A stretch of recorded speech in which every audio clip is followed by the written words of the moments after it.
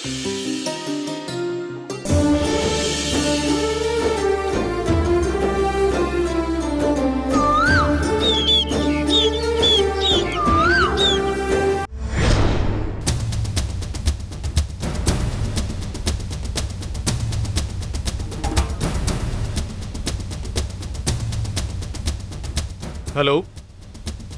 మీరు చెప్పినట్టే చేశాను.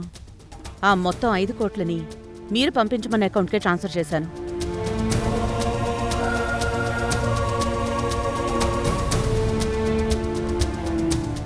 డబ్బులు క్రెడిట్ అయ్యాయో లేదో ఒకసారి చెక్ చేసుకోండి. సరే, నా వైపు నుంచి మీరు చెప్పిన ప్రకారం చేశాను. ఇప్పుడు మీరు కూడా మీ మాట నిలబెట్టుకోవాలి.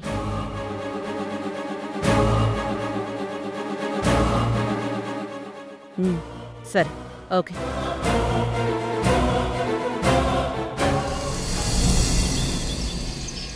ధర్మతేజ గారికి తెలియకుండా, కృష్ణకి కూడా తెలియకుండా, ఈ ఇంట్లో ఎవ్వరి పర్మిషన్ లేకుండా కంపెనీ అకౌంట్ నుంచి 5 కోట్ల రూపాయలు ఎందుకు డెబిట్ అయ్యాయి సుబ్రహ్మణ్యం?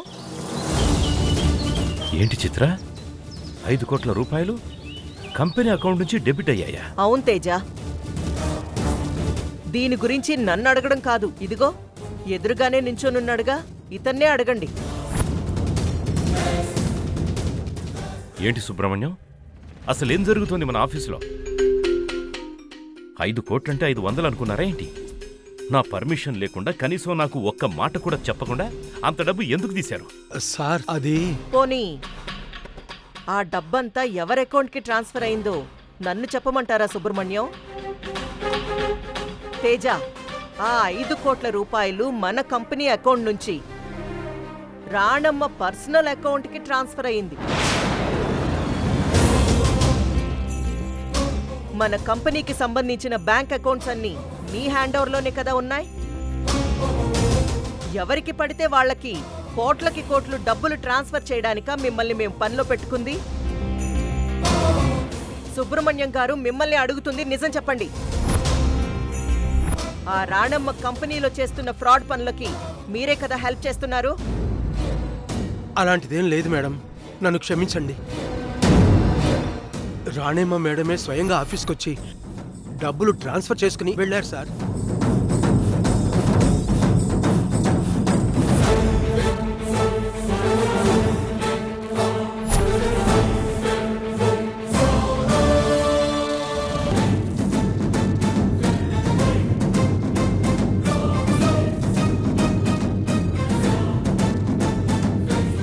ఈ విషయం మీకు చెప్పే లోపే మీరే నన్ను పిలిపించారు. నన్ను నమ్మండి సార్, ప్లీజ్. చూసావా తేజ, మీకేమనిపిస్తుందో తెలియదు కానీ నాకైతే ఇదంతా చూస్తుంటే చాలా అనుమానంగా ఉంది. రాణమ్మ ఏదో పెద్ద స్కెచ్ వేసి కిడ్నాప్ డ్రామాలాడి మన పర్మిషన్ లేకుండా మన అకౌంట్స్ని ఖాళీ చేస్తుంది. అసలు తనకి ఏం హక్కుందని ఇలా డబ్బులు ట్రాన్స్ఫర్ చేసుకుంటుంది? ఇదంతా ఏదో పక్కా ప్లాన్ ప్రకారం మన కంపెనీని ముంచడానికి ఆ రాణమ్మ చేసిన దొంగతనం. నేను తిరిగొచ్చాను, ఈ 5 కోట్లు డెబిట్ అయినట్టు గుర్తించాను కాబట్టి సరిపోయింది. మరి నేను రాకముందు అసలు మీ అందరి కళ్ళు కప్పి ఆ రాణమ్మ ఇలా ఎన్ని కోట్ల రూపాయలు కంపెనీ డబ్బు నొక్కేసిందో ఎవరికి తెలుసు? లేదు చిత్ర, నువ్వు అనుకుంటున్నట్టు రాణమ్మ అలాంటిది కాదు. ఈ 5 కోట్ల గురించి నాకు తెలీదు. మనకి చెప్పకుండా అంత డబ్బు ట్రాన్స్ఫర్ చేసుకోవడం తప్పే. కానీ ఇంతవరకు ఇలాంటిది ఎప్పుడూ జరగలేదు చిత్ర. నిజం చెప్పాలంటే ఈ కంపెనీ ఇన్ని కష్టాలు దాటి ఈ రోజు ఇలా నిలబడిందంటే దాని వెనుక రాణమ్మ తెలివితేటలు, పట్టుదల మాత్రమే కారణం. ఈ కంపెనీలో ఎవరిని అడిగినా చెప్తారు. అవును మేడం, కంపెనీ విషయంలో రాణమ్మ మేడం కష్టాన్ని నేను దగ్గరుండి చూశాను మేడం. ఓకే ఓకే, రాణమ్మ తెలివితేటలు, తన కష్టాన్ని నేనేమీ కాదండలేదు తేజ. కానీ గడిచిన కాలం వేరు, ఇప్పటి కాలం వేరు. అప్పుడు ఆవిడ ఈ ఇంటి ఇల్లాలిగా, నా పిల్లలకి తల్లిగా, తన స్థానం వేరు, తన స్థాయి వేరు. కానీ ఇప్పుడు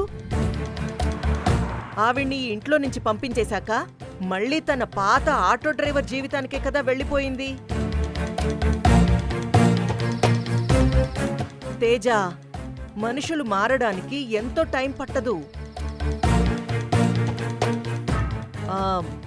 మారిన పరిస్థితుల్ని బట్టి ఆవిళ్ళ స్వార్థం మొదలై ఉండొచ్చు. డబ్బు మీద ఆవిడికి ఆశ పుట్టుండొచ్చు. అందుకే కాబోలు పుష్ప కిడ్నాప్ అని ఒక సరికొత్త నాటకాన్ని తెర మీదకి తీసుకొచ్చి అప్పనంగా 5 కోట్లు కొట్టేసింది. ఒకప్పుడు నమ్మకంగా ఉన్న మనిషి ఇప్పుడు కంపెనీని నట్టేట ముంచేస్తుంటే ఇంకా మనం కూర్చొని ఆవిడ కష్టం గురించి, పాత పట్టుదల గురించి మాట్లాడుకుంటూ ఉంటామా?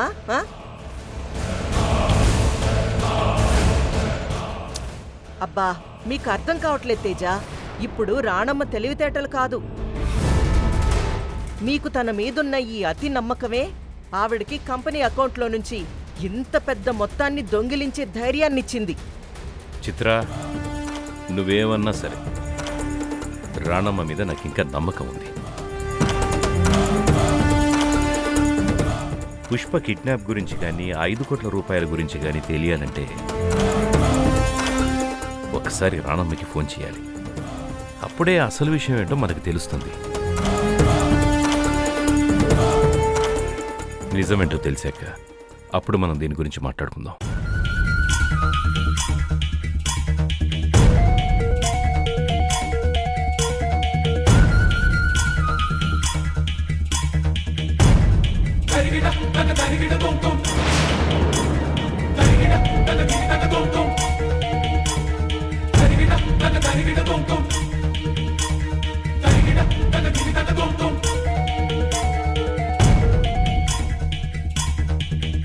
నేను ముందే చెప్పాను కదా తేజ, మనుషుల మీద నమ్మకం ఉండాలి, కానీ ఇలాంటి అతి నమ్మకం ఉండకూడదు.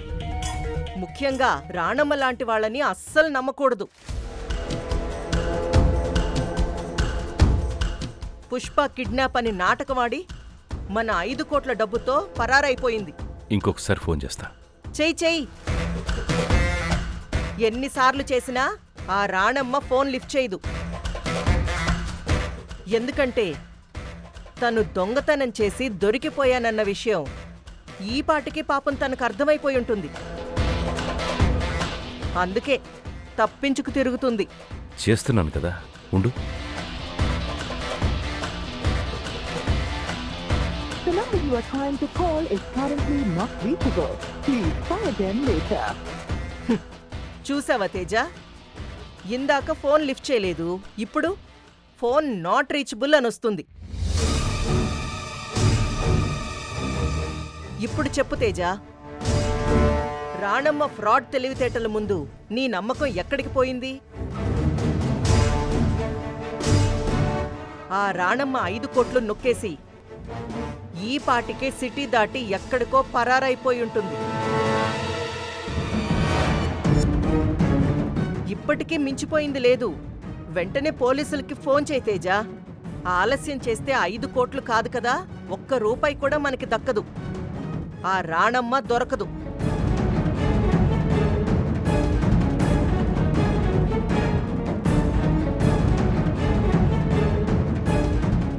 ఇన్స్పెక్టర్ గారు, నేను ధర్మతేజ మాట్లాడుతున్నా.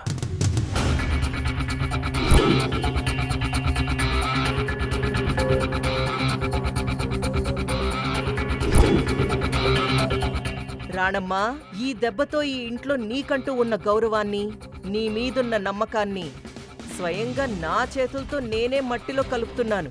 నీ నిజాయితీకి, నువ్వు ప్రాణంగా భావించే నీ ఆత్మగౌరవానికి ఒక మాయని మచ్చని తీసుకొస్తాను, చూస్తుండు. ఈ కావేరి చార్జర్ ఎక్కడ పెట్టింది?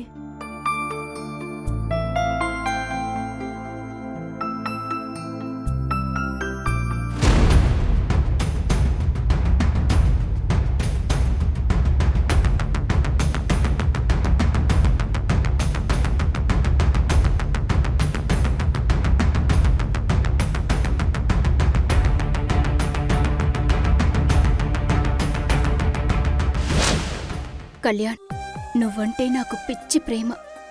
కాని ఎందుకో నువ్వు నన్ను ఎప్పుడూ తప్పుగానే అర్థం చేసుకుంటున్నావు. నువ్వు నన్ను ఎందుకు అపార్థం చేసుకుంటున్నావో నీ ఈగో నాకు చెప్పనంటుంది. నువ్వు అమ్మాయిలతో తిరగడం గురించి నా ఈగో నన్ను అడగనివ్వడం లేదు.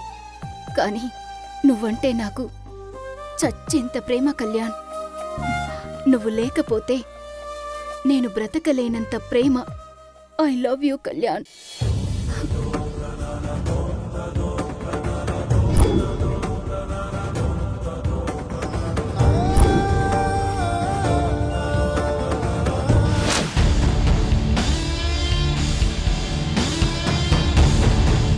దీనికి వాడి మీద ఇంకా ప్రేమ చావలేదా?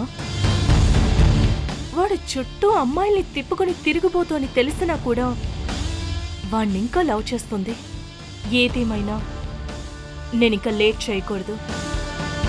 ఈ విషయంలో నేను లేట్ చేస్తే కళ్యాణ్ని నేను పర్మనెంట్గా కోల్పోవాల్సి ఉంటుంది. నిజం చెప్పాలంటే కళ్యాణ్ని పెళ్లి చేసుకోవడం నా మనసుకు పెద్దగా ఇష్టం లేకపోయినా కళ్యాణ్ వెనుకున్న పోలీస్ జాబ్, ఆ కాకి చొక్కా నా సెక్యూరిటీకి చాలా ముఖ్యం. ఖచ్చితంగా కళ్యాణ్ని నేను పెళ్లి చేసుకొని తీరాలి. ఈరోజు ఎలాగైనా కళ్యాణ్కి నా ప్రేమ చెప్పి తీరుతాను.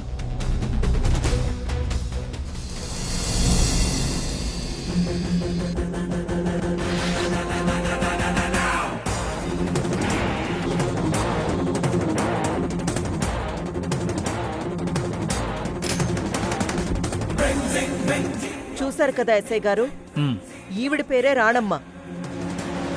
ఈ ఫోటోని మీ నంబర్కి కూడా ఫార్వర్డ్ చేశాను. మీరు మీ కానిస్టేబుల్స్ ఏం చేస్తారో ఎలా చేస్తారో అనేది నాకు తెలీదు. కానీ ఈ రాణమ్మని మాత్రం ఎలాగైనా వెతికి పట్టుకొని అరెస్ట్ చేయాలి. కానీ మేడం, ఈ రాణమ్మ గారు చాలా ఏళ్లుగా మీ కంపెనీలో ఎంతో నమ్మకంగా పనిచేస్తున్నారని, ధర్మతేజ గారికి అత్యంత సన్నిహితురాలని విన్నాం. సన్నిహితురాలా? మీకెవరో రాంగ్ ఇన్ఫర్మేషన్ ఇచ్చారు. ఆ నమ్మకం అనే ముసుగేసుకునే కదా ఇప్పుడు మా కళ్ళు గప్పి మా పర్మిషన్ లేకుండా మా కంపెనీ అకౌంట్ నుంచి 5 కోట్ల రూపాయలు తన పర్సనల్ అకౌంట్కి ట్రాన్స్ఫర్ చేసేసుకుంది. పైగా మార్నింగ్ నుంచి ఆవిడికి ఫోన్ చేస్తూనే ఉన్నాం. ఫోన్ కూడా లిఫ్ట్ చేయడం లేదు. ఇప్పటికే చాలా లేట్ అయిపోయింది. అసలు ఇప్పటి వరకు ఆవిడ ఆచూకీ లేదు. ఆవిడ నుంచి ఏ రెస్పాన్స్ లేదు. అందుకే కదా 5 కోట్లు కొట్టేసి ఆవిడ పారిపోయిందని మీకు కంప్లైంట్ ఇస్తున్నాం. రాణమ్మ గారి ఇంటికి సన్నిహితురాలు కాకపోతే అసలు company bank account details, passwords ఆవిడకి ఎలా తెలుస్తాయి? మీరన్నట్టు ఇది వరకు ఆవిడికి మా కుటుంబానికి సాన్నిహిత్యం ఉండేది ఎస్ఐ గారు. కానీ ఆ నమ్మకంతోనే అప్పట్లో ఆ డీటెయిల్స్ అన్ని ఆవిడ చేతిలో పెట్టాం. కానీ అది గతం, ఇప్పుడు కాదు. ఇప్పుడు ఆ రాణమ్మకి ఈ ఇంటికి అస్సలు సంబంధమే లేదు. మేడం, 5 కోట్లంటే చిన్న అమౌంట్ కాదు. ఈ రోజుల్లో బ్యాంకు నుంచి అంత పెద్ద మొత్తం ట్రాన్స్ఫర్ అవ్వాలంటే అకౌంట్ హోల్డర్ డిజిటల్ సిగ్నేచర్ కానీ, ఫోన్కి వచ్చే ఓటీపీ కానీ ఖచ్చితంగా కావాలి కదా. రాణమ్మ గారు ఆ ట్రాన్సాక్షన్ చేసేటప్పుడు ఆ ఓటీపీ ఎవరి ఫోన్కి వచ్చింది? ఒకవేళ ధర్మతేజ గారికి ఫోన్కి వస్తే మీరు చెప్పకుండా ఆవిడికి ఎలా తెలుస్తుంది? అరే, అవన్నీ మీరు రాణమ్మని కదా ఎస్ఐ గారు అడగాల్సింది. మమ్మల్ని అడిగితే మాకెలా తెలుస్తుంది చెప్పండి? రాణమ్మని పట్టుకోవాలని కంప్లైంట్ ఇస్తున్నాం. ఇప్పుడు మీరు ఆ కంప్లైంట్ గురించి మాత్రమే ఆలోచించి మీరు మీ డ్యూటీ చేయండి. ఎలాగైనా సరే ఆ దొంగ ఎక్కడున్నా వెతికి పట్టుకోండి. అవునెస్ఐ గారు, ఇంతకుముందు 100 రూపాయలైనా, 1,00,000 రూపాయలైనా, 1 కోటి రూపాయలైనా సరే దేనికోసం వాడుతున్నాం, ఎక్కడ పెట్టుబడి పెడుతున్నాం అనేది ప్రతిదీ నాకు వివరంగా చెప్పి నా పర్మిషన్స్తోనే ఈ బ్యాంక్ ట్రాన్సాక్షన్స్ అన్ని జరిగేవి. ఇంతకాలం ఇలాగే జరుగుతూ వస్తుంది. కానీ ఇప్పుడు సడన్గా నాకు చెప్పా పెట్టకుండానే, నా సంతకం గాని నా పర్మిషన్ గాని లేకుండా 5 కోట్ల రూపాయలు ఎలా? వినండి ఎస్ఐ గారు, 2 రూపాయలు కాదు, 5 కోట్లు. చిత్ర, నన్ను చెప్పనివ్వు. ఆ, ట్రాన్స్ఫర్ చేసుకుని వెళ్ళిపోయింది. పైగా మా మేనేజర్ అడిగితే సమాధానం కూడా ఏం చెప్పలేదట. విషయం ఏంటో తెలుసుకోవాలని ఫోన్ చేస్తూ ఉంటే ఫోన్ కూడా కంటిన్యూస్గా కట్ చేస్తూనే ఉంది. ఆ తర్వాత ఫోన్ నాట్ రీచబుల్ అని వచ్చింది. ఇందాక చేస్తే ఫోన్ స్విచ్ ఆఫ్ అని వస్తుంది. రానమ్మ నుంచి ఇలాంటిది నేను అస్సలు ఎప్పుడు ఎక్స్పెక్ట్ చేయలేదు. అందుకే డౌట్ వచ్చి మీకు కంప్లైంట్ ఇస్తున్నాను. వినండి ఎస్ఐ గారు, ఆ రాణమ్మ గురించి మీకు తెలీదు. 5 కోట్ల రూపాయలు దొంగిలించిన వ్యక్తి ఊరికే చూస్తూ కూర్చోదు కదా.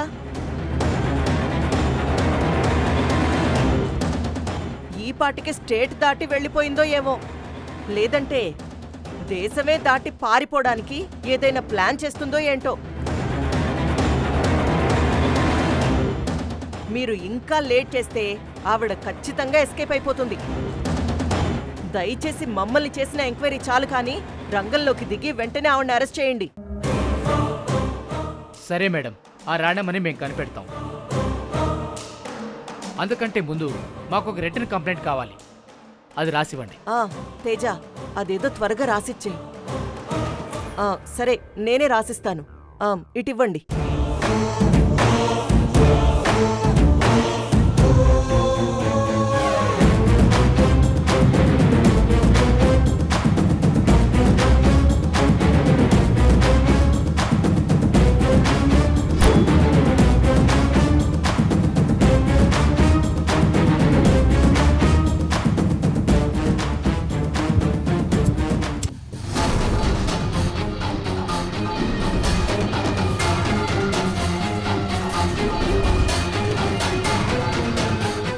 ఇదిగోండి కంప్లైంట్. ఎస్ఐ గారు, ఇప్పుడన్నా ఆ రాణమ్మని ఎలా వెతికి పట్టుకోవాలా అన్నది కొంచెం ఆలోచించండి. మేడం, కంప్లైంట్ ఇవ్వడం వరకే మీ పని. ఆవిడ్ని ఏ దారిలో పట్టుకోవాలి, ఎలా పట్టుకోవాలో మాకు తెలుసు, మేం చూసుకుంటాం. శ్రవణ్ సార్, పదండి. Okay sir.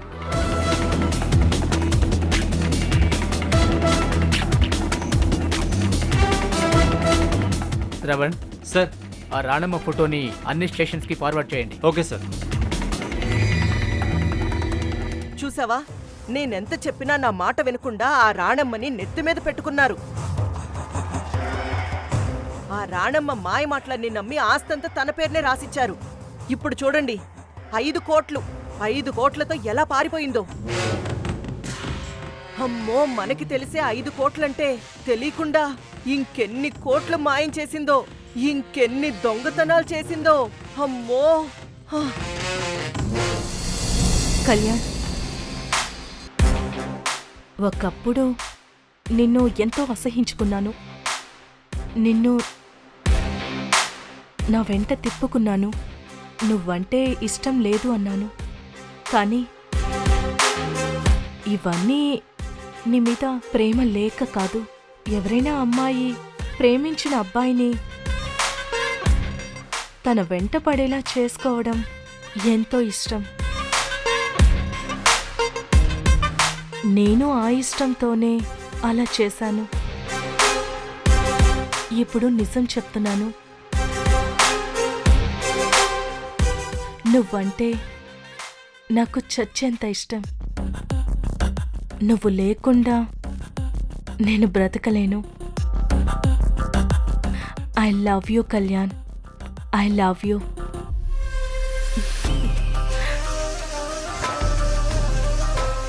ఇది ఖచ్చితంగా కళ్యాణ్కిస్తాను. కళ్యాణ్ ఇది చదివి నా ప్రేమని తెలుసుకుంటాడు. కావేరి మీదున్న కోపంతో నా ప్రేమని కళ్యాణ్ యాక్సెప్ట్ చేస్తాడు.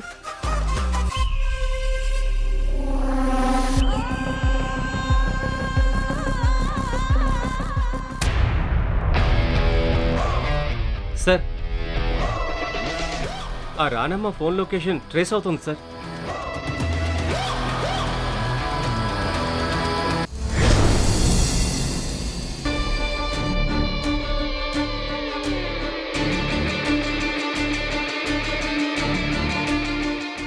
సార్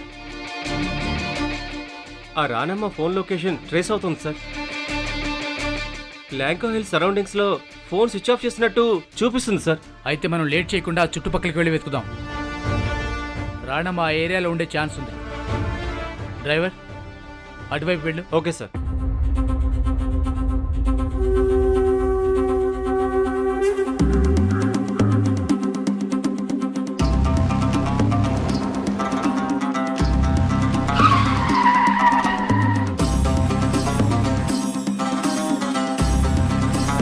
అటెళ్ళు, నువ్వు ఇటెళ్ళు. సరే సార్.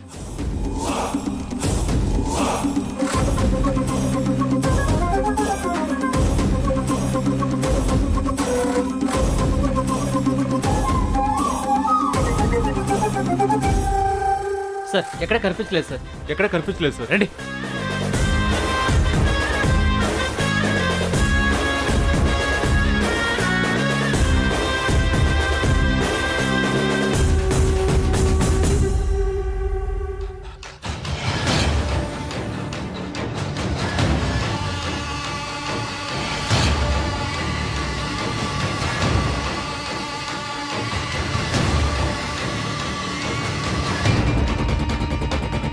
సార్ సార్ కార్ ఆపండి. రానమ్మ ఆటోలో వెళ్ళిపోతుంది. డ్రైవర్ యూటర్న్ తీసుకో.